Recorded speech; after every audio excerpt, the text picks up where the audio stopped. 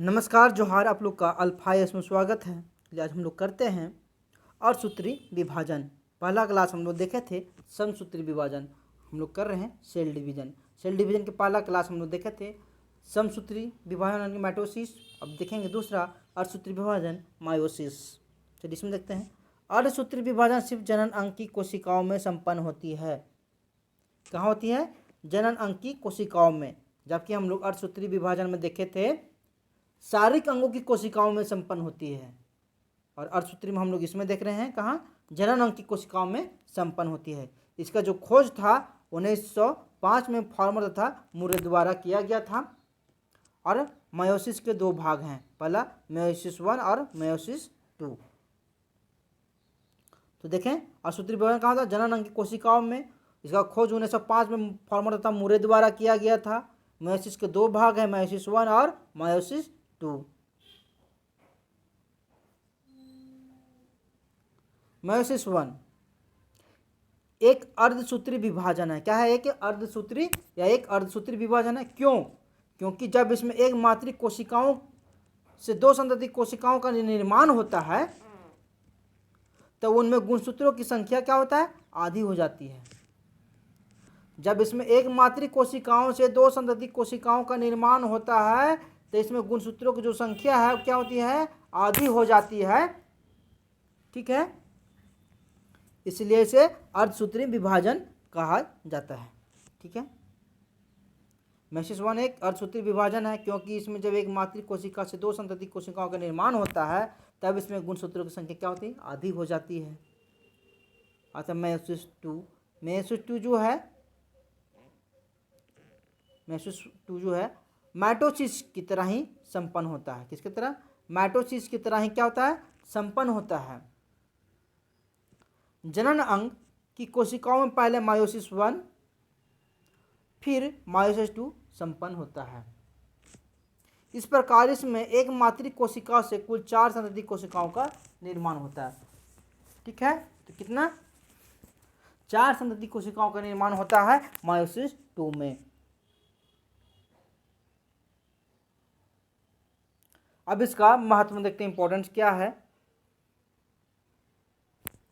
Meiosis विभाजन, meiosis 1 का जो विभाजन पुरुष के जनन अंग क्या है? टेस्टिस।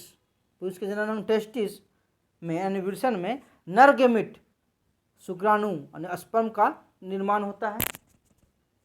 ठीक है, पुरुष के नर जनन अंग टेस्टिस में नर गेमिट, इसको कहते हैं नर गेमिट, शुक्राणु का स्पर्म का निर्माण होता है।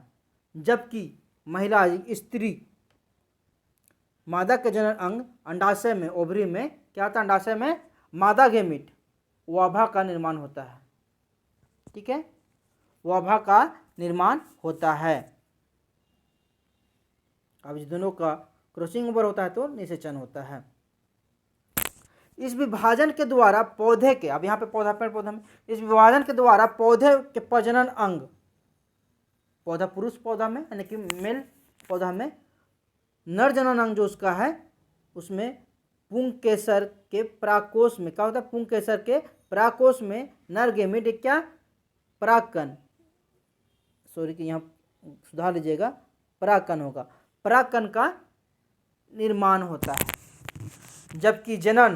जबकि मादा, ठीक है, स्त्री जो पौधे होते हैं उनके जनन अंग अंडाशय में मादा गेमेट बीजांड का निर्माण होता है। यहाँ पे बीजांड और यहाँ परागकण। जब बीजांड और परागकण का जो निषेचन होगा तो फिर फूल होगा, फल होंगे।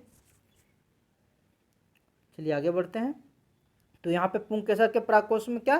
परागकण, और यहाँ मादा गेमेट के अंडाशय में बीजांड का निर्माण होता है। परागकण कर लीजिएगा और यहाँ बीजांड। आगे बढ़ते हैं। मायोसिस 1 के 4 चरण हैं। कितने चरण हैं? 4 चरण हैं। पहला प्रोफेज 1, मेटाफेज 1, एनाफेज 1 और टेलोफेज। प्रोफेज, मेटाफेज, एनाफेज और टेलोफेज। प्रोफेज, मेटाफेज, एनाफेज और टेलोफेज। कितना चरण है? 4 चरण है, जिसमें से प्रोफेज जो है सबसे लंबा चरण है। और इसका 5 उप चरणों में भी विभाजित होता है। कौन? प्रोफेज। चलिए आगे बढ़ते हैं। प्रोफेज 1 सबसे लंबा चरण है जो कि 5 उपचरणों में संपन्न होता है। पहला लेप्टोटीन, लेप्टोटीन। दूसरा जैकोटीन। चलिए देखते हैं। ये है लेप्टोटीन, इस तरह इसका फिगर बनेगा। इसे एकल गुणसूत्र इसको कहते हैं। ठीक है, ये एकल गुणसूत्र है। जब इसमें बीच में एक और आ जाएगा लाइन तो हो जाएगा युग्मक गुणसूत्र, तब बन जाएगा क्या? जैकोटीन। जैकोटीन। तब लेप्टोटीन, जैकोटीन। लेप्टोटीन से एकल गुणसूत्र, जबकि जैकोटीन युग्मक गुणसूत्र।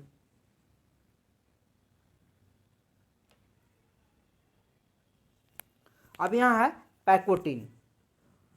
पैकोटीन में ही क्या? चतुष्टक का निर्माण होता है। इसको कहते हैं टेट्रल। टेट्रल, TETRAL, टेट्रल। ठीक है, चतुष्टक का।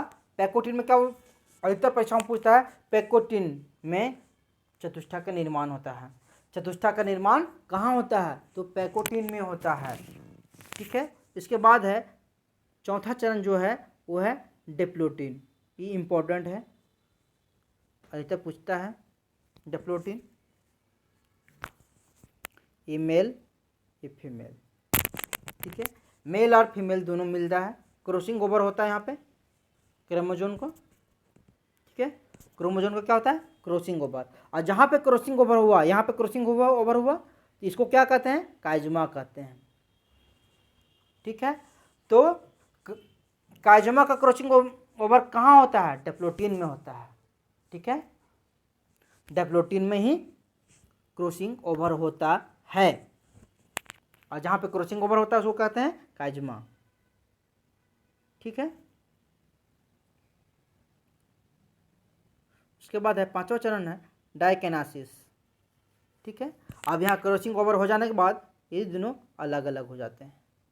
ठीक है, अगर आप लोग अल्फा एस के चैनल अभी तक सब्सक्राइब नहीं किए होंगे तो इसे कर लेंगे जल्द से जल्द, और अपने दोस्तों को, अपने सब तक को शेयर कर देंगे, और इसे लाइक और कमेंट भी करना ना भूलिएगा। मेरा अभी साइंस का लगातार क्लास आएगा। चलिए अब थ्योरी में देखते हैं। चतुष्टक का निर्माण पैकोटीन में होता है। जो आप देखें पैकोटीन में चतुष्टक का निर्माण।